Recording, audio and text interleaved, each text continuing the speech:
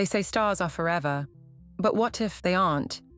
Today we explore the story of Mara Ellison, the woman chasing an impossible mystery as the sky and its constellations begin to vanish. Could the universe itself be trying to send a message? Welcome back, traveler. Before we set course tonight, take a second to anchor us. A thumbs up or a comment is like a signal ping through the void. It lets me know someone's out there. And if you feel like journeying with us again, subscribing opens the hatch to all future missions. Dim the lights. Get comfortable. Tonight, we drift into the unknown. Chapter 1. The night Cassiopeia disappeared. Imagine stepping outside to gaze at the stars, the same ones you've known since you first learned to pick them out of the dark. Orion's belt, the Big Dipper, Cassiopeia's distinct W, tracing its elegant shape against the black. But tonight, something is different. At first, you can't quite pinpoint it, like a missing word on the tip of your tongue. Then it hits you. Cassiopeia isn't there. Not faint, not hidden by clouds, just gone. The empty space above you pulses with the wrongness of its absence. You know this constellation by heart. How could it simply vanish? For Mara Ellison, amateur astronomer and lifelong stargazer, this question was more than an idle thought. That ordinary evening, telescope balanced on her back porch, she felt the same thrum of unease. But Mara, methodical and conscientious as always, wasn't content to wave it off as a trick of perception. She leaned in. Dusting off her collection of star maps and databases, she began comparing what she knew, what she swore she remembered, to the information now staring back at her. The constellation Cassiopeia, the crowned queen once adorning the northern sky, wasn't in her records. A glitch, maybe. A mislabeled chart. These were the ideas she cycled through as the hours melted away, her laptop humming beside her as she searched deeper. She tapped into online forums and databases, even reaching out to space-loving contacts she'd met through stargazing events. No one seemed to know a thing about Cassiopeia. Not that they hadn't noticed it disappearing. They denied it had ever been there at all. When Mara texted a friend who had casually mentioned, months earlier, how much she loved the mythology behind the constellation, the response left her chilled. Cassiopeia? That doesn't sound familiar. Constellations have always been more than an assortment of stars. For centuries, they've been stories, signals, and guidance, woven into the very fabric of human culture. Ancient sailors used them to navigate the seas, long before modern instruments. Farmers planted with their rising and harvested with their setting. Even today, they remain a cosmic anchor, their permanence overhead, offering a reassuring reminder of the vastness beyond our lives. Within just a 70-degree tilt of the neck, we share the same sprawl of cosmic myths that our ancestors once wove into the heavens. Cassiopeia, however, wasn't just another constellation. It has been one of the most recognizable, easy to spot for its unique shape. For it to be missing, something about that gnawed at Mara's sense of reality. Still, the questions kept building. If it wasn't in the sky, if it wasn't in the charts, then why did she remember it so vividly? Why could she sketch out each sharp turn in its web of stars? And why could no one else do the same? Her unease grew, shadowed by a steadily dawning realization she didn't dare articulate. Either her memory had utterly failed her, or the entire world had. Eventually, her unease turned to frustration as her efforts led to dead ends. Recorded data online held no record of a Cassiopeia, let alone any indication it had once been charted. Stargazing apps didn't recognize the word when she typed it in. Even astronomy books, the very ones she'd leafed through countless nights alongside her father, refused to acknowledge it. She scavenged her bookshelf, pulling out the ones they had read together, determined to find some proof to hold in her hands. And yet, when she flipped them open, the familiar diagrams and notations had shifted. An omission so subtle she might not have noticed it at all if she weren't looking so closely. That's when the panic started to bleed in. Mara was no stranger to oddities now and then, a miscalculation in an experiment, a corrupted hard drive. But stars don't just disappear. Not in any context she could imagine, theoretical or otherwise. Stars are more constant than time itself. They die on scales so vast, their entire lifetimes are measured in billions of years. Their light continues long after their cores collapse. The night sky was supposed to be certain, unchanging, a shared language of light across generations. And yet, here she was, doubting her own perception of it. Fueled by an almost primal need to understand, she examined her hand-drawn star maps, hiding away in a manila folder stuffed behind years of receipts. These were her first companions on nights spent charting constellations, crafted with her dad's guidance and love, well before she knew how to use digital tools. Carefully, she spread the papers across her desk. But there, staring her in the face, was yet another impossibility. Cassiopeia was absent from those charts too. The markings she was sure she had drawn by hand. They stopped abruptly in strange voids on the page where W had once flickered. She froze. How could this be? The sheer isolation of the experience was harder to fight off than she expected. Her friends dismissed her claims. They teased her, called it a good excuse to take a break from the telescope. Even Steve, her former professor, and someone she thought would understand better than anyone, gave an unimpressed shrug when she brought it up. "Are you sure you're not just looking at the wrong section of the sky?" he asked without much concern. If she couldn't convince anyone of Cassiopeia's importance, how could she even begin to comprehend what she was losing? And more critically, what else might disappear? If a constellation, arguably one of the most visible features of humanity's relationship with the starry expanse above, could be erased so easily, what next? Sky maps have ties to mythology, culture, folklore, to our very identities. Constellations guided rituals, philosophies, and decisions for civilizations across every continent. Each star possesses a history, named and catalogued over thousands of years. As Mara's desperation deepened, one thought echoed louder than the rest. Constellations are not ancient rocks. They're human memory pinned to distant light. If memory itself could be erased, where would it stop? In the cold quiet of reflection, the possibility settled over her. It wasn't just about Cassiopeia. Yes, it had started there, but something far larger was happening. As much as she wished to believe otherwise, the absence of her favorite constellation might not have been an isolated event. Perhaps it was only the beginning. Still, was it possible for something so vast, so intertwined with the collective human experience, to be wiped out without anyone else realizing? The thought terrified her. That next evening, when the sun dipped below the horizon, Mara found herself beneath the sky again, scanning its familiar patterns. But her breath caught. Polaris, the North Star, dim as a counterbalance to her telescope's steady lens, was no longer there. And beside the void where Polaris should have shone, more gaps filled her viewfinder. Unmistakable gaps of sky, jagged and scattered, ate into the constellations she thought she'd always know. Orion's belt was misaligned.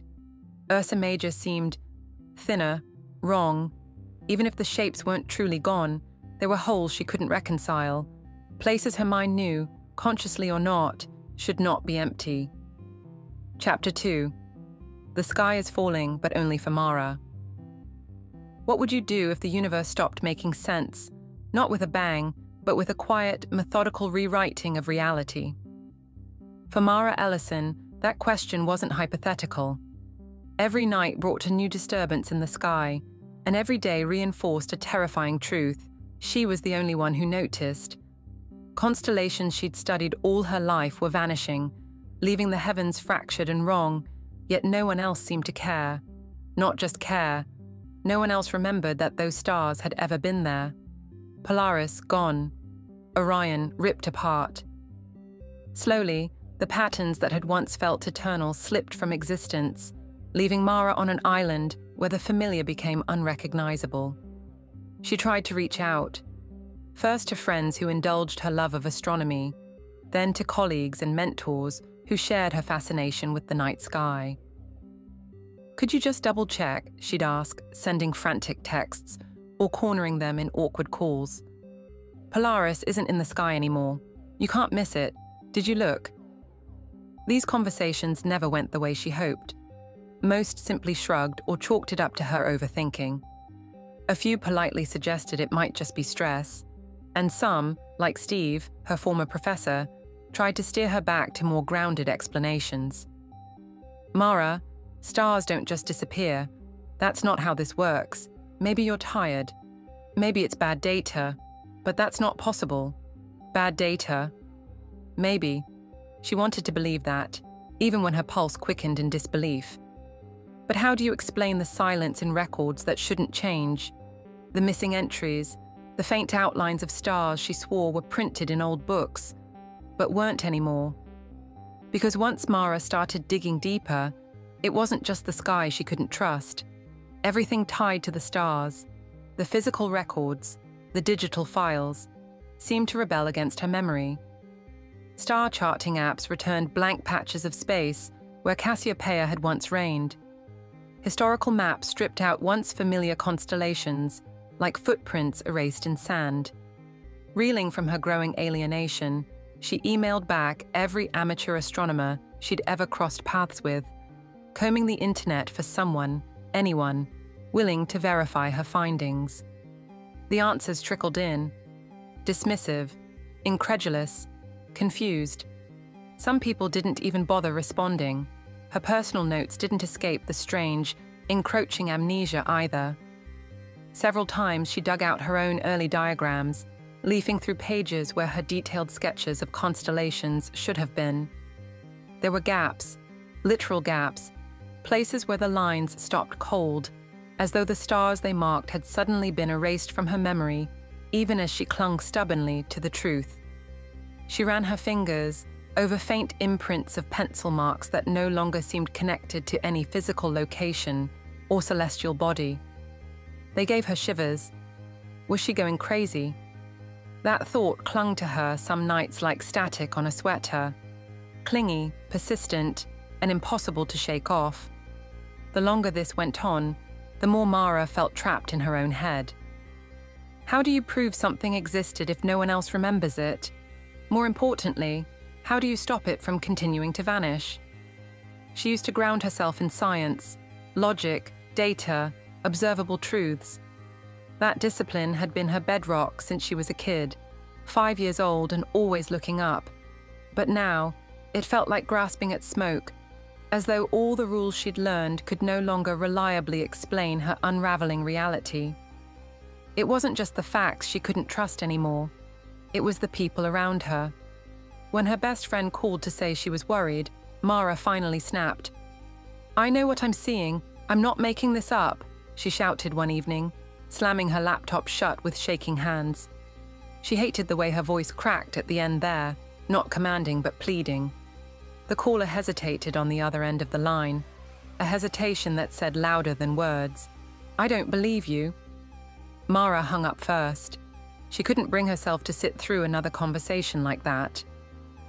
The next week stretched endlessly, filled with questions she had no idea how to answer. Could she trust anything she was experiencing? Or was she spiraling into paranoia? The repeated failures to convince anyone else of these vanishing constellations made her doubt herself in ways she never had before. Years of amateur stargazing, that passion rekindled in her 20s after she found a box of her dad's old maps, had always felt grounding. The act of naming stars, of knowing their ancient stories, was something that kept her rooted when the rest of her life felt chaotic or aimless. And now, even that seemed unsteady underfoot, ready to burst like a soap bubble every time she tried to hang on to it. Despite everything, Mara refused to. Stop pushing. If the world had forgotten the stars, she would remember them. That conviction became sharper when she thought of her father, a man who had spent countless nights showing her how the universe looked when you slowed down enough to see it. Together, They had spent summers with cheap telescopes and thick library books, tracing the outlines of constellations and naming stars as if it were a secret language only they shared. He used to say, "You don't just name the stars, you keep them alive. They're our oldest stories." Those memories clenched her chest now, bittersweet but impossible to ignore. He'd known, hadn't he? Somehow, even as a little girl, she'd sensed a kind of urgency when he talked about preserving what we see above us. Now, with her reality fragmenting, his passion felt like a message she hadn't fully understood. Until now, she decided to turn back to what had always guided her, those fleeting moments with her father. Before his passing, he'd left nearly everything he owned to her, including an old trunk that she'd never fully sorted through. Packed away, it had seemed like the type of stuff parents keep for nostalgia. Outdated notebooks, decades-old tools. As she sat on her floor late at night, rifling through his things in exhausted frustration, she nearly gave up searching. And then her hand brushed against something colder than the books and papers stacked beneath her. A heavy metal box that, when unlatched, revealed a hard drive, both marked with stark simplicity by her father's writing on a label. The handwriting was unmistakable. "For Mara," it said in uneven scrawl. Below that, "History lives here." Her pulse quickened as she hooked it up to her computer, heart in her throat. It didn't say much yet, frozen on encrypted files awaiting a password. But there, scratched faintly into its side, were coordinates. Numbers too small to mistake for random etchings. They pointed north, to where stars used to be. Her mind reeled with possibilities. What exactly had her dad left behind? And more pointedly, why now? Reaching into that trunk, Mara found herself sifting through analog star maps, more intricate than any she'd ever handled. For one thing, they weren't the modern constellation guides so common now. Instead, they looked older, layered with hand-drawn annotations, alongside glittery sketches of celestial myths, dated across what seemed to span decades. She saw notes from different years, different nights, all stitched together into sprawling chart collections that somehow felt like a living record of the sky. As she pieced through these documents, one word began repeating itself. Not above the usual annotations, but etched into the margins and spaces where her dad's handwriting felt out of place. "Veil," it read. "If they start disappearing, the veil is lifting." What exactly that meant, Mara had no idea, yet. What she did know, however, was this. Her father saw it too. Whatever was happening to the constellations, he'd known long before she noticed. Whatever the veil was, he'd written about it, not in data-driven statements, but as if it was something tied directly to memory. Fragile, slipping beyond reach but momentous, a truth too large and immovable for science to fully articulate. And what was more unsettling, his notes had mentioned her by name over and over, like an instruction that had waited buried all this time, carrying an impossible weight. You must remember, for the first time in weeks, something in Mara shifted. The world might forget the stars, but not her. She decided then and there to follow the trajectory he'd left behind in his work, wherever it led. Those human-stamped charts were more than ink on paper. They were the only evidence she had left to prove humanity's bond with the heavens. This wasn't just curiosity anymore, it was responsibility. Quietly, as the night stretched forward, she packed the maps, made backups where she could, and began sketching out her next step. The constellations that no longer hung in the sky still burned bright in her memory, tethering her to something greater than their absence. Chapter 3. A message from the past. What if someone you loved left you a message, a warning so cryptic it defied explanation? For Mara Ellison, the answer came not from words spoken, but from something long buried, an encrypted hard drive tucked away in her late father's belongings. It seemed like nothing at first, a relic of a past generation of tech, the kind you'd brush past without giving much thought. But the moment Mara saw those faint scrawled words on its label, For Mara, history lives here. She felt the gravity of it. Her father had always been precise, never one for exaggeration or drama. If he'd gone out of his way to hide this, it had to mean something. She just didn't know what, yet plugging it in was simple enough. What greeted her, however, wasn't. The drive refused to yield its contents with a basic click. Instead, it demanded a password, one she didn't have. Her heart sank for a moment. Was this just another loose end? Another piece of an impossible puzzle she'd never solve? And then her gaze fell on the numbers scratched into the metal casing. A sequence so crude and precise it had to lead somewhere. Coordinates. The numbers pointed north, toward icy expanses and dark skies, toward a place where, for most of her life, the night had glimmered with endless constellations. The place where Cassiopeia had once ruled, before its memory began disintegrating. As Mara entered the coordinates into her laptop, she felt an unexpected chill, the kind that wrapped around her spine and settled itself firmly in her gut. What exactly had her father seen?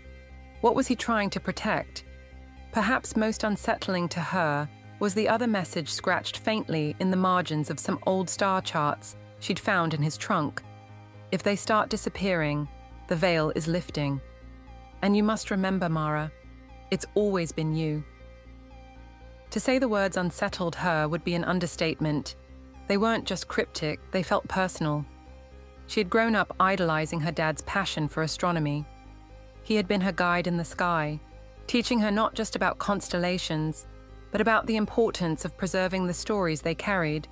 Yet now, as she looked back with fresh eyes, she wondered if he'd known something deeper all along. The veil, the lifting. Who or what were they?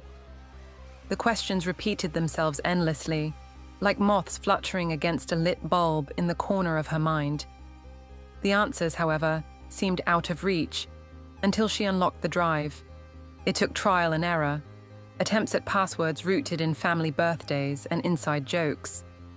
At last, she typed a phrase that had been inscribed on his star maps: "Remember the Watchers."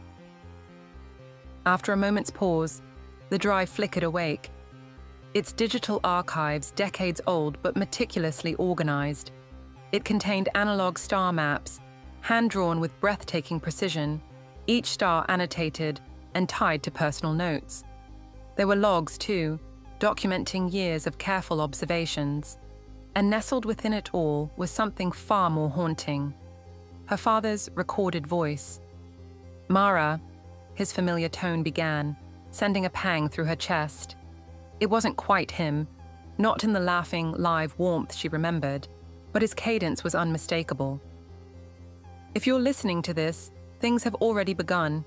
You've noticed the stars, haven't you? What's been lost?" There was a pause, heavy with foreboding. "I don't know how far it's gone, and I don't know if anyone's told you, but you need to understand this. The stars are stories, and stories are fragile. If they're disappearing, Mara, it means something bigger is happening. You're the only one left who can remember. It's always been you." The recording trailed off into static, no further explanations offered. She played it again and again, picking apart every word, hunting for context, for clues, anything that might help her make sense of it all. But her father's message stubbornly resisted full comprehension. What struck her, more than anything else, was how certain he sounded. It wasn't fear she heard in his voice, but conviction. It was as if he had seen this moment coming his whole life. For Mara, this discovery was more than just puzzling. It was deeply, heartbreakingly personal. Growing up, stargazing had been their bond, their shared ritual. Her earliest memories weren't rooted in nursery rhymes or fairy tales, but in the myths of Andromeda and Perseus, Pegasus and Lyra. Her dad would point at the sky, naming the stars like old friends. "There's Betelgeuse," he'd say. "See how it shines red? Remember it, Mara. It's not just a point of light, it's part of our story." And she always had. Looking back now, those nights carried a weight she could only see in hindsight. He had been carving something into her memory, Planting seeds he must have known she'd need one day. But why her? That question lingered, unsettled and sharp. Was her ability to remember just coincidental, an accident of fate, or had her father seen something in her that no one else did? Alone in her small apartment, the glow of the hard drive screen stayed reflected in her glasses as she scanned the files. There was something uncanny about opening maps that showed the stars exactly as they had been, before the sky began to change.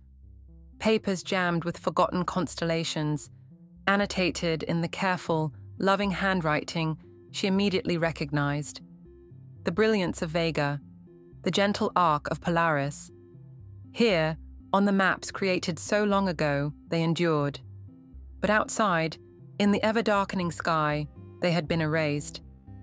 These analog records had become more than a curiosity. They were a defense, a lifeline. She thought about modern reliance on digital tools, apps, websites, cloud-based data, all of it connected and synced, perfectly efficient, until somehow it wasn't. Here's the strange truth about the digital age. Anything can be edited. Algorithms rewrite, memories vanish, entire realities shift, pixel by pixel, until there's nothing left to trace. But physical records, you can't write over ink on a page. You can't delete a hand-carved star chart. Analog, for all its flaws, had an endurance that digital couldn't replicate. Her father must have known this too. His life's work, preserved on scraps of paper and drive platters, became a fortress against whatever force was pulling the stars out of humanity's collective memory. And somehow, her memory held on too, even as others faltered. The stars weren't just academic for her. They were emotional, deeply tied to how she made sense of the world. They were nights spent talking with her dad, those quiet moments when it felt like the universe stretched endlessly and every star held a secret. She realized now that memory wasn't just nostalgia. It was also resistance, a way of tethering the ephemeral to the immovable. The hardest truth Mara had to accept was that she was probably alone. No one else remembered the night sky as it had been. She couldn't look to anyone else to validate what she knew. It felt unbearable at times, knowing that so much beauty and meaning had been erased without others even noticing. But her dad's voice had given her something else, something to hold on to, responsibility. The stars might have vanished from the sky, but they still lived inside her and inside the records he so painstakingly kept.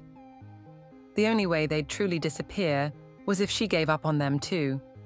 Armed with his maps, his notes, and the cryptic warning etched into her mind, she knew she couldn't fight this battle from a city drowning in light pollution and filled with doubters.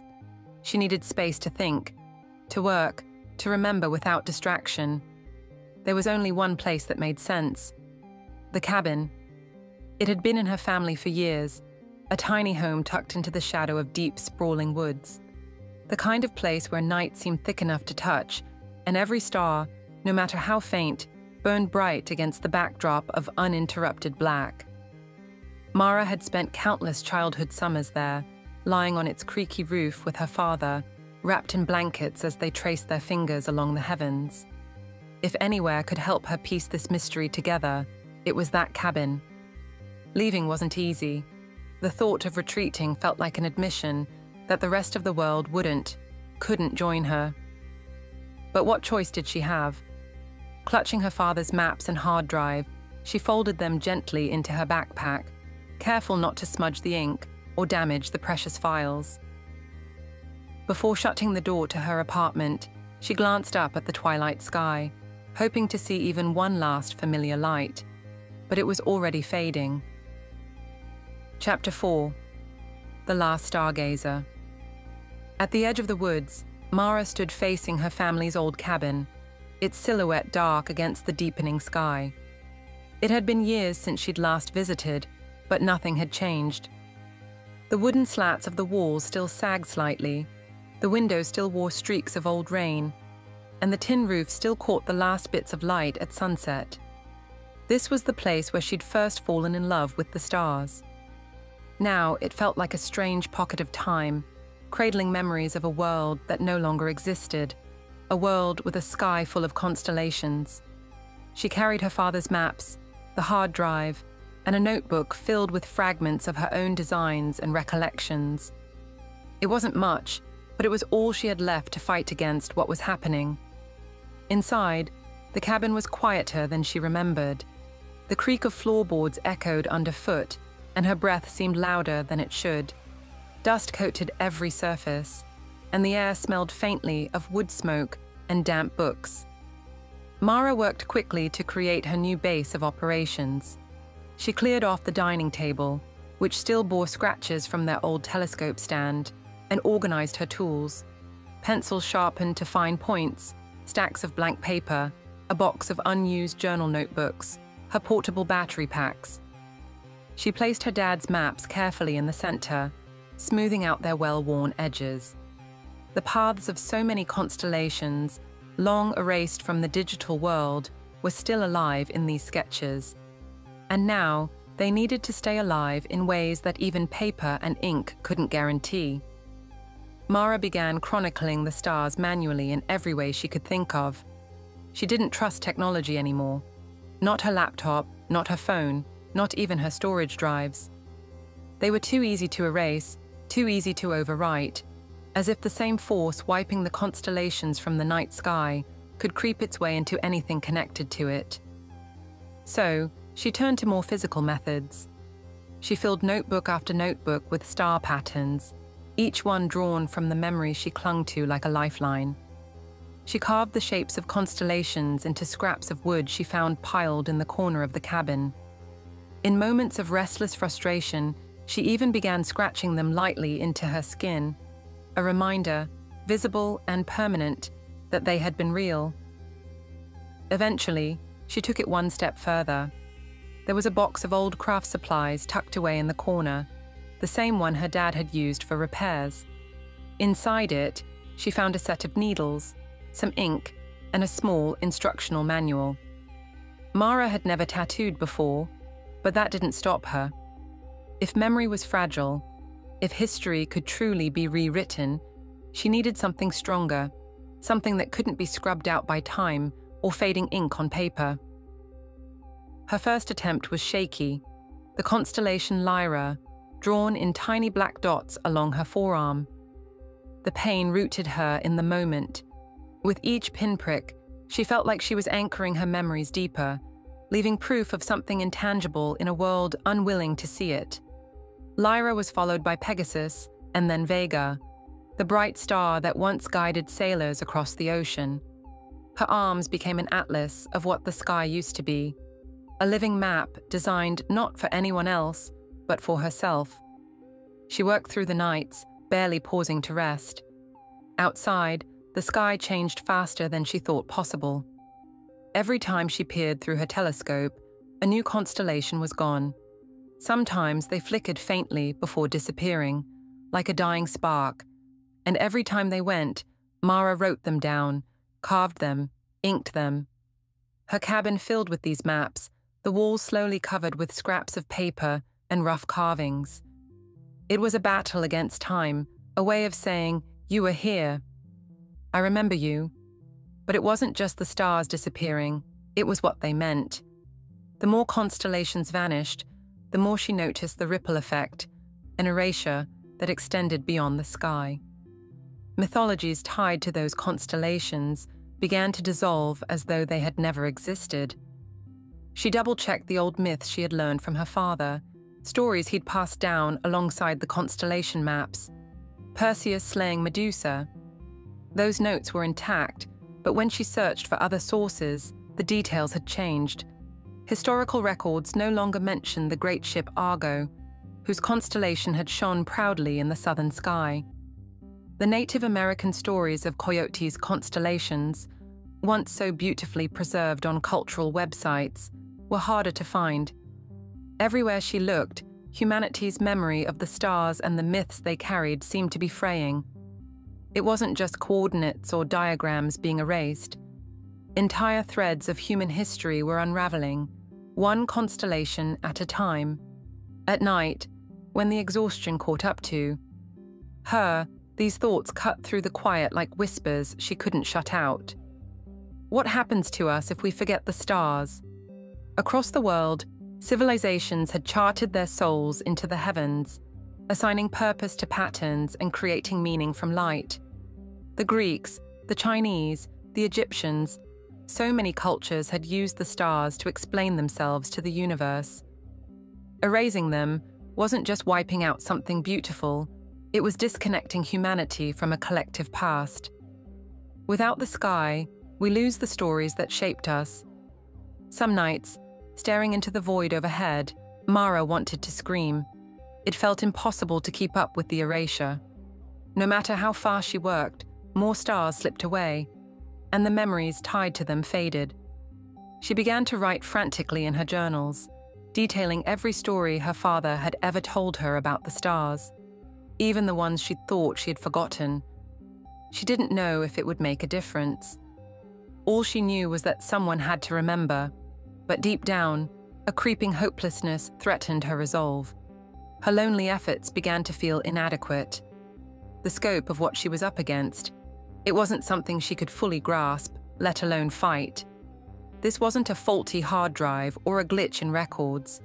It felt like something else, a force, an entity maybe, or even just a concept too big for human minds to hold.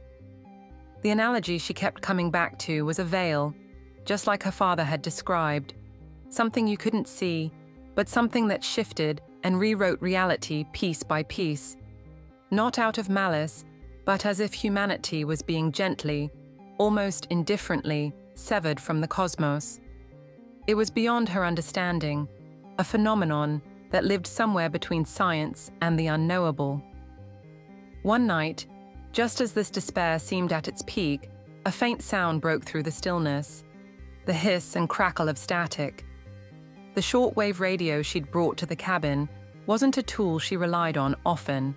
She kept it on mostly out of habit, something to fill the silence as she worked. But this wasn't ordinary static. Beneath the white noise, there was a low-frequency pulsing, a looping, garbled distortion that didn't belong. Mara froze, her pencil mid-stroke. She leaned in, adjusting the dials carefully. The signal faded, then returned stronger, the same pattern repeating. It wasn't entirely clear, but it was deliberate. Each cycle carried the faintest suggestion of a rhythm, a frequency like breathing. Her pulse quickened as she grabbed the notepad closest to her and jotted down the details. Between breaths, she studied the signal, letting the patterns play over and over. Was this a mistake, or was it a message? The thought clawed at her. Could someone else know what was happening? Someone trying to reach her? If the stars were fading everywhere, maybe she wasn't as alone as she'd thought. The coordinates buzzed through her head like a drumbeat until she couldn't sit still any longer. Using what little signal her phone could muster in the remote area, Mara triangulated the origin of the broadcast. It was faint, but it was real. The location was unsettlingly precise, pulling her focus to a dense section of forest she hadn't explored in years. It was remote enough that she knew no casual traveler would have stumbled across it. She didn't hesitate. Armed with her maps, radio equipment, and a flashlight that felt far too dim for the kind of darkness outside, she stepped into the woods. Every step forward was silent except for the crunch of dried leaves under her boots. The air felt heavier as she moved farther from the cabin, as if the forest were bracing itself for something. Her flashlight beam flickered against the black trunks of trees, steadying her nerves as she pressed on. Beyond the woods, she found it. At first, it looked like nothing more than a collapsed structure, decaying and forgotten. But the closer she got, the clearer it became. This was a listening station, an old artifact of a long-abandoned era, its Cold War technology rusted, but still imposing in its design. Broken antennae jutted out toward an empty sky, and broken windows gaped open with no glass. The signal on her radio pulsed stronger with every step. This was where it came from. Someone, maybe her father, maybe others, had built this long ago, not to fight human threats, but to listen to the universe itself. And for the first time, she wondered if it had heard something calling back. Chapter 5. The Forgotten Station. The station was a ghost, crouched in the middle of nowhere. Its jagged edges and rusting metals seemed to shift against the dark pines, as if the shadows themselves were swallowing it bit by bit. It wasn't what Mara had expected. Honestly, she hadn't known what to expect. A part of her had imagined an empty field, maybe a rogue antenna sticking crookedly into the sky. But this was something else, something designed to be hidden. The building wasn't large, but it was unsettling in its stillness. No sounds of life, no whispers of power running. Yet her shortwave still chirped, the faint transmission steady as a heartbeat. Pushing the door open took effort. The hinges groaned, the sound sharp against the silence. Inside, the air was stale, tinged with a metallic tang that clung to the back of her throat. Layers of dust coated everything, softening the edges of forgotten consoles and broken wires that dangled like veins ripped loose. The dim light of her flashlight swept across rows of desks, each buried under heaps of faded documents, yellowed binders, and cracked monitors. This place was frozen in time, a relic of a purpose that even the world outside seemed to have forgotten. The static from her radio grew louder as she moved farther in, tugging her toward a central room lined with shelves. Some were bare, their contents long gone, but others overflowed with boxes of tapes and files stacked haphazardly, their labels smudged and cryptic. One file caught her eye. The title, stamped in a bold font that had partially faded, read, Project Veil, Interim Report. Her heartbeat quickened. Veil. The word her father had scrawled onto so many maps, the word that haunted his encrypted message. Here it was, printed plainly, like a breadcrumb left just for her. She peeled the file open and scanned the pages inside. Much of it was jargon, technical phrases she skimmed over, pages of star coordinates marked with strings of notations she couldn't immediately decipher. But sprinkled in were fragments that stopped her cold. Localized starfield disruptions detected, consistent with Veil Phase 2 predictions. Further phenomena suspected to extend beyond observational parameters. Connections to human memory inconclusive but plausible. The words were clinical, almost sterile in their precision, but they were describing exactly what she had been witnessing. The stars disappearing, the unthreading of constellations from the sky, detected, recorded, studied. Mara flipped to the back of the report, equally desperate for answers and nervous about what she might find. The final note on the last page read, Monitoring ceased indefinitely. Phenomena determined uncontrollable. Research team disbanded effective immediately. The margin carried one more note, handwritten in rushed strokes. The only defense is remembering what they can't see. Her hands trembled. She didn't know what she had been hoping for, but learning the project had been abandoned, shut down, as though humanity had collectively decided not to face whatever this was, left her stomach in knots. A part of her wanted to scream. This wasn't just some natural occurrence she'd stumbled upon. It wasn't a case of bad data or even her own perception playing tricks on her. This had been studied, tracked, deemed too large a threat to confront, and once again, it seemed like her father had known all along. Her eyes darted across the shelves, pulling at anything labeled Veil. There were more reports, each detailing incremental observations, shifts in specific star systems, unexplained data corruption. As she pieced them together, the picture that emerged was massive, almost incomprehensible. This wasn't a singular event. It wasn't even local. It was a phenomenon encircling everything, pulling stars out of existence, not just in one sector of the sky, but across time itself. That word popped up again and again. Memory. She kept seeing references to human consciousness, as if someone had quietly proposed that the connection between people and the stars was at the heart of what was happening. And then there was her father's name. It jumped out at her from one of the older reports, caught in the middle of a list of researchers credited with early work on the project. Dr. Ellison, it read, paired alongside archival work on stellar mythologies. Mara's fingers hovered over the paper before she pulled it closer, her chest tightening at the confirmation of something she had only guessed before. This wasn't just his obsession with the stars. He had been part of this, fighting against what he must have known was coming. That's why he'd left her the maps, the notes, and that eerie message. He must have suspected she would need to pick up where he left off. But then why quit? Why abandon?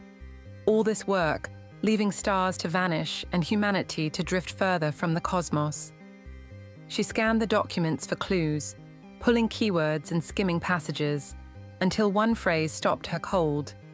Minimal resistance recommended to avoid escalation. The words hit like a slap. It wasn't that they didn't care. They were afraid. Whatever this veil was, whatever force or entity or mechanism it represented, it was too big, too dangerous for anyone to defy. So they didn't. They walked away. They let it happen. And yet, her father hadn't. In the station's most isolated room, she stumbled upon something no bigger than a tall filing cabinet. At first glance, it looked like another forgotten relic, just another heap of decaying tech. But the closer she got, the more deliberate it felt.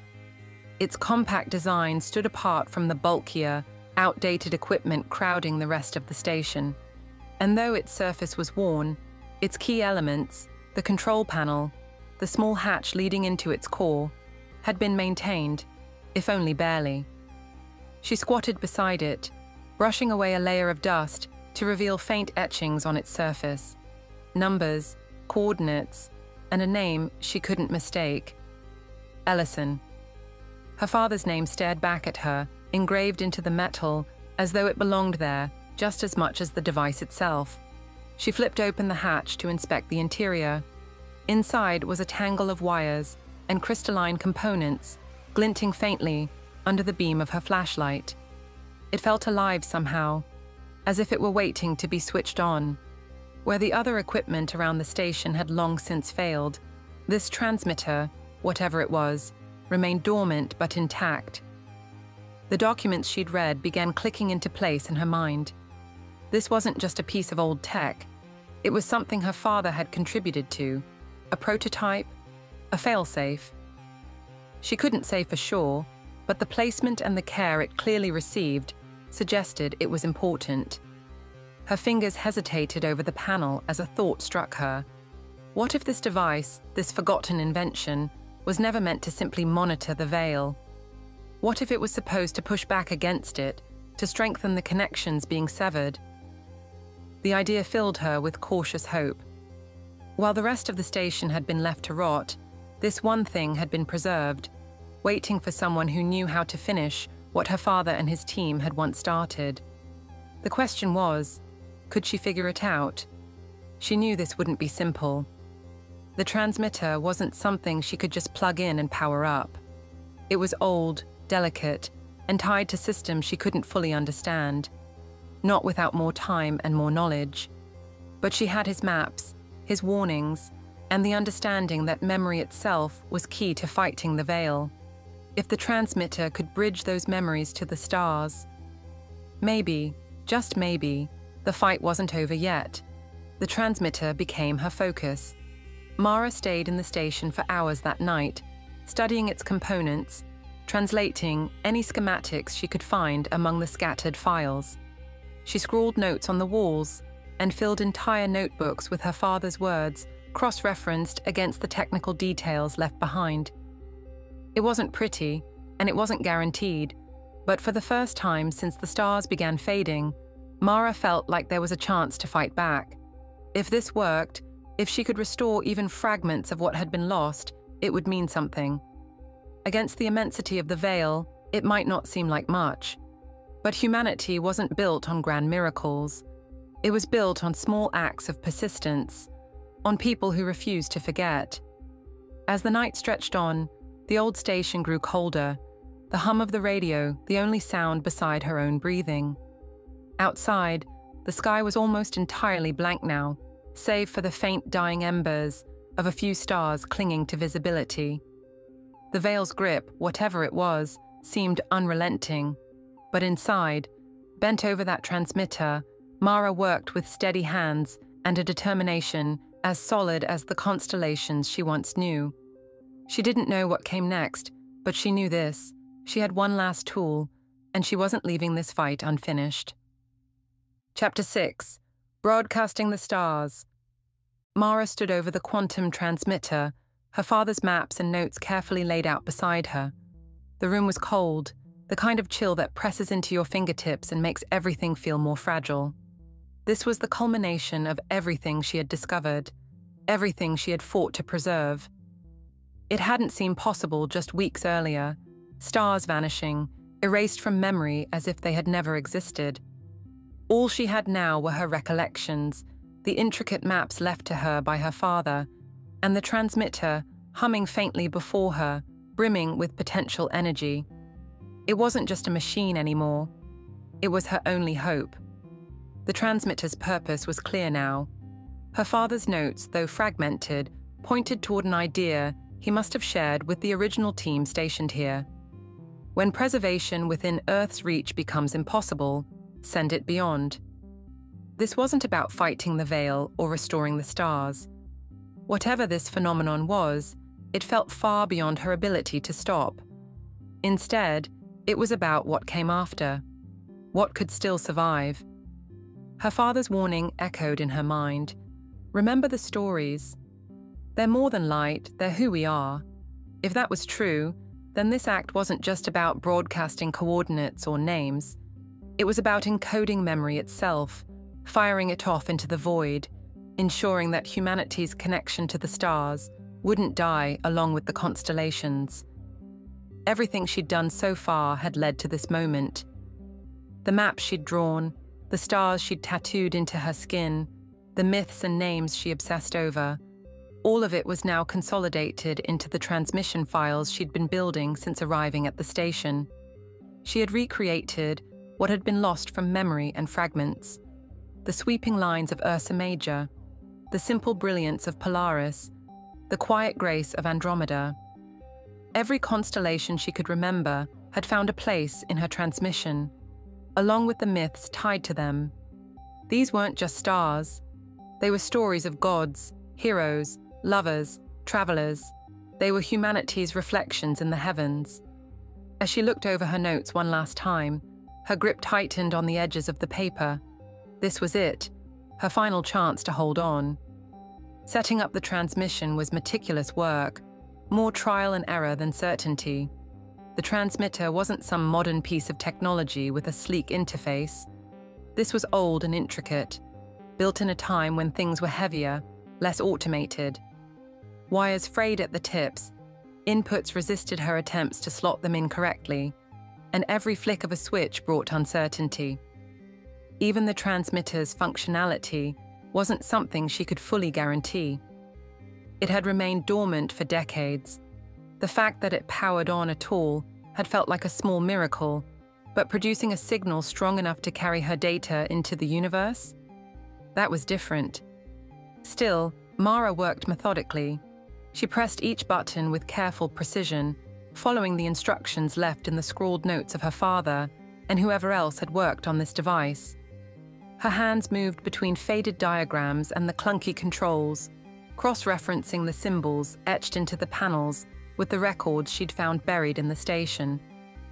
The process was an awkward blend of science and intuition, and more than once she hesitated, unsure if pressing forward would accomplish anything. Every adjustment of the transmitter's controls sent a flicker of doubt through her. Would the message even reach the stars? Or would it dissolve into static before it left the Earth's atmosphere? The questions swirled, but Mara pushed them aside as best she could. In truth, she didn't know if what she was doing would matter, but she also knew she couldn't leave this undone. Her father hadn't. Someone had preserved this transmitter against the odds, left it intact so it could function one final time. They must have believed it mattered. And even if it didn't, even if it failed, she had to try. Stories deserved an audience, even if that audience was the cold silence of deep space. Finally, the transmitter was ready, or at least, as ready as it would ever be. Mara stepped back, staring at its dimly glowing console, a single blinking light signaling that the input was locked and waiting for her command. Her breath slowed, every exhalation heavy against the stillness. She thought about what this act meant. The stars weren't just a study or a fascination for her. They were memory incarnate, proof that humanity had always looked up and wondered. With each constellation burned into her mind, she felt tethered to something greater than herself, a lineage of storytellers, explorers, and dreamers who had traced their lives into the sky. This wasn't just about what was being lost now, it was about ensuring that somewhere, someone could know it had once existed. She pressed the final switch. The transmitter roared softly to life. It wasn't dramatic, a vibration beneath her feet, a faint hum building into the air as the machine began to work. Data scrolled across the tiny console, numbers and symbols flickering faster than she could follow.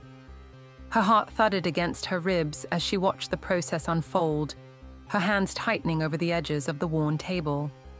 For all her preparation, she still wasn't ready for the weight of this moment.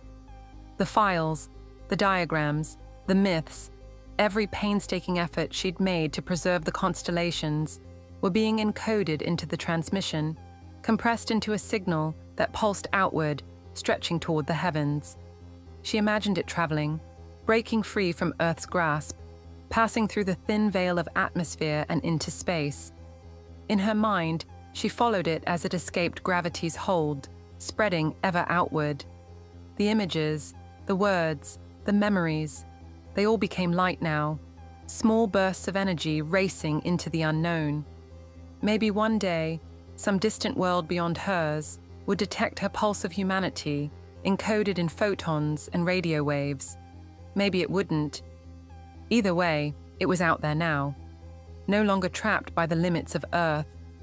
Part of her wanted to cry, but she didn't. There was no certainty here, no immediate sense of triumph. The transmitter's buzzing continued for what felt like hours, the station's dusty walls humming faintly with the effort. When it stopped, the room fell quiet once more. It was an anticlimax, almost unbearable in its simplicity. The machine powered down, its work done. The signal had been sent, and there was no way to know whether it would ever be received, or if it even mattered. Mara stared at the dead console. The weight of her exhaustion hit her all at once, pulling her into the chair beside her with a low sigh. She didn't feel relief exactly, more like emptiness. It was impossible to tell if she'd succeeded. The sky outside still bore no signs of change. What she had done wasn't meant to restore things as they were. It was a gesture, more symbolic than practical. A way to say, we were here. These stars mattered to us. As she packed up her notebooks, folding away the last pieces of her father's legacy, she realized that was enough, for now. She left the station without looking back. The forest pressed close as she followed her path home, trees looming in the dim light of her flashlight. Every sound seemed sharper, every shadow heavier. When she reached the clearing where the cabin rested, she hesitated before going inside. The loss hung over her now in a way it hadn't before, final, inescapable. Her broadcast was out of her hands.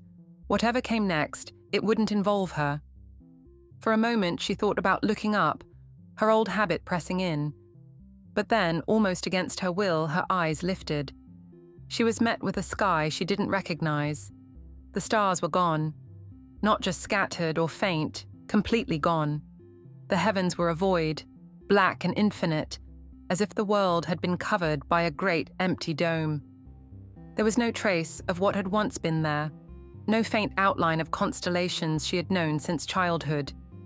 The news had been calling it a cleaner, simpler sky. But to Mara, it was suffocating. Without the stars, the vastness above seemed smaller, distant, detached. The mythologies, the stories, the histories. Without them, the blankness stole the meaning from the night entirely. For a brief, trembling second, Mara wondered if she had failed, if everything she'd done was just an echo swallowed too quietly by space to reach anyone.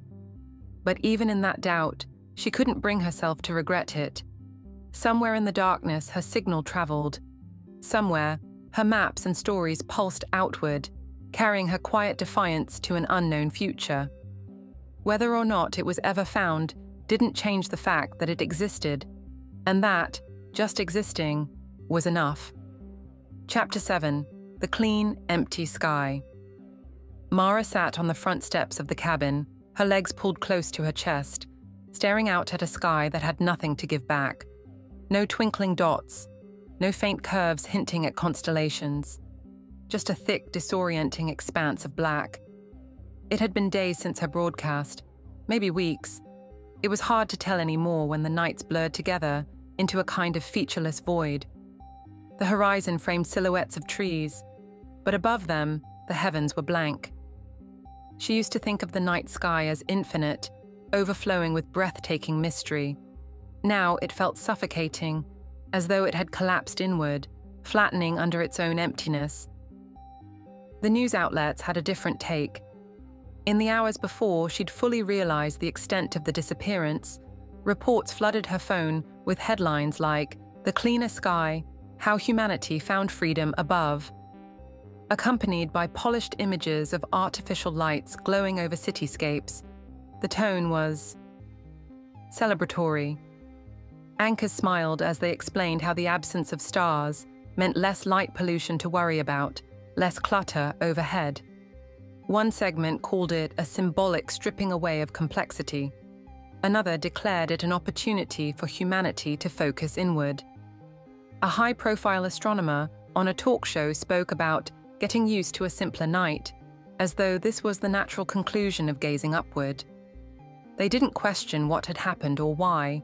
Instead, they polished the loss into something digestible. There were no stars, and apparently no one cared. Mara couldn't share their perspective. Simpler, they said, as though something fundamental hadn't been stolen out from under them. The night sky had always felt like a memory everyone shared, even when they didn't know it. A compass, a canvas for stories, a constant reminder that the world was bigger than whatever small life someone lived below it. What did humanity hold on to now, if not that? She tipped her head back, staring at the empty sky so long she thought the darkness might pour itself down, drowning the world below. That thought, absurd as it was, wrapped around her mind. People had adapted so quickly. Cities hummed with their artificial glow, filling the gaps where starlight once lingered, and no one looked up for something they no longer knew had been there. It was efficient, maybe even logical in a cruel way. Yet the eerie normalcy of it, the way the world just kept moving forward, left her hollow. Her isolation weighed heavier now. She had argued before, tried to convince friends to see what she saw, but those conversations always ended the same. Could anyone else even feel the loss? Or was it just her, still clinging to the threads of something too far gone to reclaim? She thought about the myths tied to the stars, and how those stories had connected so many cultures to something greater, a narrative written into the night. Without the stars, those threads unraveled. For thousands of years, people had handed these myths down, their meaning shifting, but never disappearing. Orion, Cassiopeia, Ursa Major, they were constants woven into human identity. But now, even ancient stories seemed to be fading. She spent hours searching for familiar myths online, only to find them scrubbed clean from history. Websites about Greek constellations replaced detailed diagrams with generic explanations. Entire sections of star lore vanished from encyclopedias, evaporating as quietly as the constellations themselves. It wasn't just about the stars in the present sky. It was about the entire history tied to them. It was as if humanity had started forgetting what it once knew, letting go of the connections the night sky had forged. How far could forgetting stretch before it reached everything, The realization gnawed at a deeper part of her. Recognizing that her broadcast, the maps, the myths, the act of defiance she had poured everything into, might never reach anyone, might never matter. She had pulled those stars together with every shred of memory she had left. Hours spent hunched over maps, carving outlines into wood and tattooing the fragments into her skin, trying to anchor pieces of the sky to herself. All of it because she thought someone, somewhere, needed to remember. But what if no one ever would? What if her signal slipped into the void, unseen and unheard? Mara rubbed the tattoo on her forearm absent-mindedly. Lyra, clean and sharp. She remembered when she'd first begun it, shaky and unsure of how permanent it would feel inked into her flesh. The permanence didn't matter now. Whether she burned the stars into her arms or 1,000 notebooks, she couldn't escape the blankness overhead. The weight of the cosmos had become unbearably light, and she felt adrift. It was almost evening when she heard footsteps, crunching on the gravel path leading to the cabin. At first, she thought it might be an animal, turning only half-heartedly to check. Instead, she saw a boy, no older than 10, standing on the edge of the clearing. He was small and scrawny, wearing a sweatshirt a few sizes too big, and he hesitated as their eyes met, as though he wasn't sure whether to approach. Mara stood slowly, startled by his presence. "Can I help you?" she asked, her voice softer than she'd expected. The boy didn't answer right away. He shuffled his feet, looking down at the ground, then back up at her. "I think I dreamed about you," he said finally. The words hit her like a jolt. She took a cautious step forward, keeping her tone steady. "What do you mean? Who are you?" "I live in town," he began, his voice small but steady. "I don't know why I came out here. I've been having these dreams, about shapes, and names, and..." He paused, as though searching for something just out of reach. "And stars." He hesitated, almost embarrassed. "I know that probably sounds weird." Her heart thudded as she knelt slightly to meet his eye level. "What kind of dreams?" She pressed carefully. "What do you see?" The boy bit his lip, trying to articulate something that clearly felt too big. "They're glowing shapes, like lines, but they're not lines. They connect. And there's this one. It looks like a W. And I know what it's called, even though I don't know how I know. It's Cassiopeia." Mara's breath caught. In the moment, she couldn't speak. Her throat tightened and her pulse raced in her ears. Cassiopeia. The word hung between them, fragile and surreal, like a ghost suddenly back from the grave. Of all the names he could have whispered, it was this one. The name she thought had disappeared entirely from the world. "How do you know that word?" she asked, her voice barely above a whisper. "I don't know," the boy admitted, fidgeting with the hem of his sweatshirt. I dream it. And I woke up today, and it felt like I had to find someone who could tell me what it means." Tears pricked at her eyes, though she blinked them away before they could fall. Silent, she walked back into the cabin and grabbed her journal, the one containing everything she had chronicled, every sketch and every note. She flipped to a page filled with Cassiopeia's familiar W shape, her pencil marks bold and deliberate. When she handed it to the boy, his mouth opened slightly in recognition. "That's it," he said quietly. His fingers traced the lines on the paper as if he were rediscovering something precious. "That's the one I see." And in that moment, Mara realized her broadcast had worked. Maybe not as she'd expected, not with some sudden restoration of the stars or an immediate recovery of lost myths, but it had found its way into someone's mind. Someone who had no reason to know a constellation like Cassiopeia, and yet carried it somewhere inside him, faint but alive. The stars weren't gone, not entirely. She knelt and handed him the journal. "Take this," she said, her voice steady again.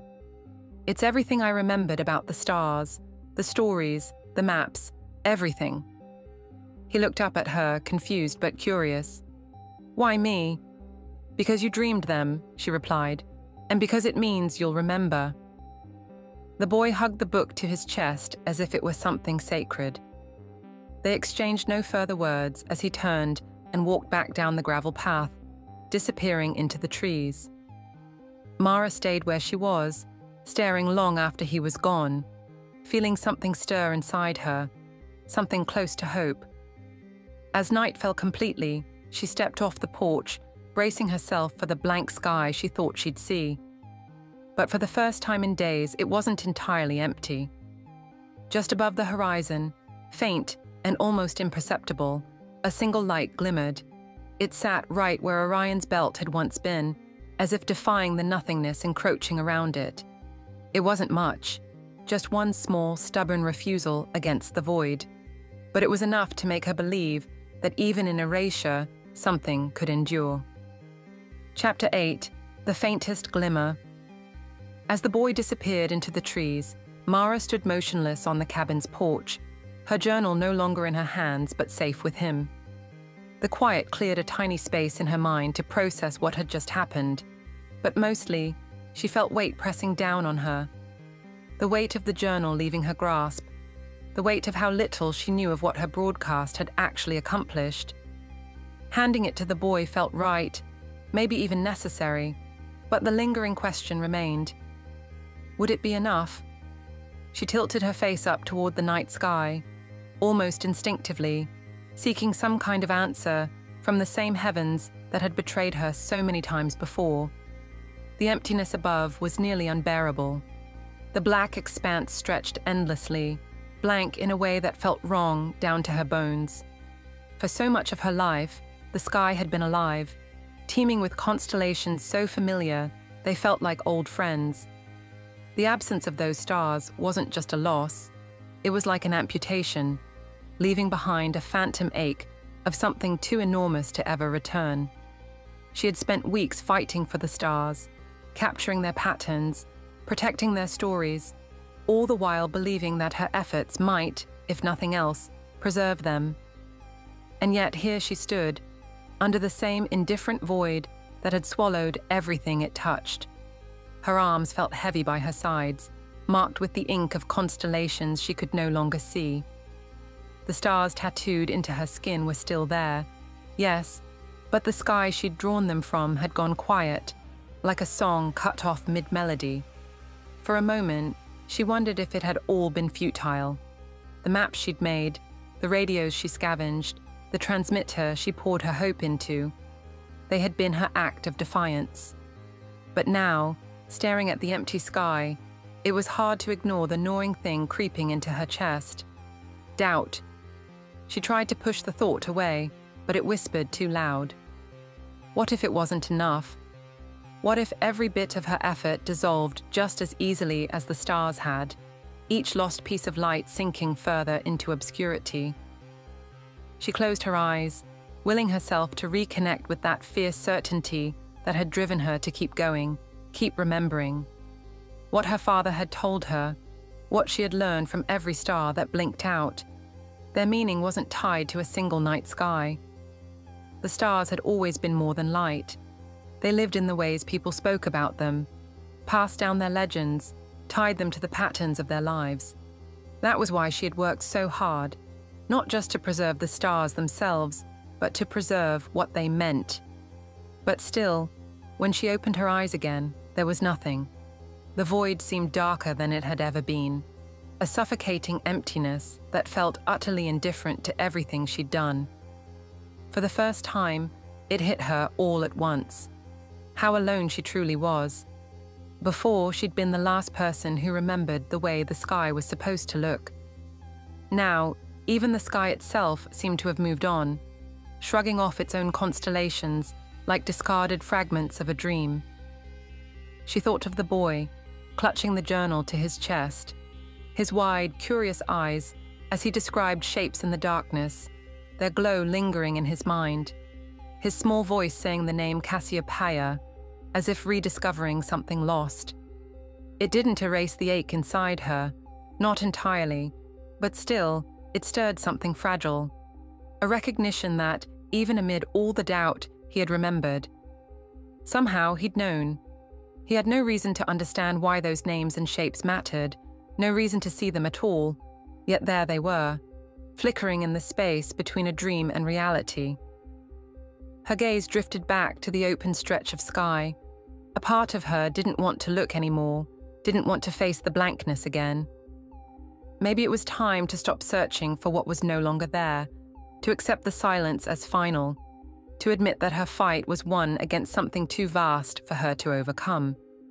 And yet, despite those thoughts, she kept looking. Her eyes roamed the high arcs of space long after there was nothing left to find. Then, something flickered. At first, she thought it was her exhaustion playing tricks on her eyes, a brief shimmer caused by her frantic, desperate searching. She blinked and rubbed her temples, convinced her mind was conjuring comfort where none existed. But as her vision steadied, she saw it again. A faint, almost imperceptible glimmer. Not bright, not sharp enough to capture any casual observer's attention, but there. Right where Orion's belt had once anchored the heavens, there was a fragment of light. Her breath caught, sharp against the cool night air. It was small, fragile, so dim it would have been easy to miss entirely, but Mara didn't miss it. Her gaze locked onto that faint spark, her chest tight with the kind of ache that blurred the lines between sorrow and awe. Orion's belt was gone. The full constellation wasn't there anymore, overtaken by the veil. Yet here was this pinprick of light, stubborn and unyielding, sitting exactly where she knew one of his stars should shine. For several minutes, she simply stared at it. Her mind buzzed with questions that had no answers. Was this a fluke? A star too faint to be affected, holding on out of sheer stubbornness? Or was it something else entirely, something tied to the signal she sent into the void? It was impossible to say. The light didn't offer her explanations. It glimmered faintly, persistently, as if it were defying the emptiness simply by existing, and for Mara, that was enough. She didn't need the stars to reappear overnight. She didn't need grand gestures or sudden revelations. That single glimmer reminded her of why she had begun in the first place. It wasn't about restoring the sky as it had been. It was about planting seeds, seeds of memory, of story, of connection. Light was fleeting in the vastness of space, but memory clung tighter. Even in its smallest forms, it resisted. She thought of her father, his hands guiding hers over star maps, his voice weaving the myth of Perseus and Andromeda into her imagination. The way he'd told her that stars were more than light, and that remembering them kept them alive. His message, cryptic and haunting, replayed in her mind. You must remember, Mara, it's always been you. He had trusted her to be the keeper of something fragile and fleeting, and in her own way, she had succeeded. The boy's face flashed in her mind again, his hesitant smile, his small hands gripping her journal tightly like something precious. Whether he understood it yet or not, he was part of this now. He carried a fragment of that stellar memory forward. And maybe, just maybe, others would too. Maybe it wasn't just her. Maybe her broadcast, her carvings, her inked constellations. Maybe they'd reached someone else, somewhere. Mara exhaled slowly, her breath forming clouds in the crisp air. The weight on her chest began to loosen, just slightly. She wasn't the same woman who had first noticed Cassiopeia's absence. The grief and fear that had pushed her forward were still there, but they were tempered now by something steadier. Hope, fragile as it might be, burned like the faint glimmer she still watched. The light wouldn't rescue the sky. It wouldn't undo what had been lost. But it endured, and that was enough. It was a reminder that meaning didn't dissolve so easily. Memory, even when fraying, had a way of persisting, shifting like embers gradually catching anew. The stories lived on, not in the vastness of the stars themselves, but in the people who chose to carry them forward, even if that number was small. For the first time in what felt like ages, Mara smiled.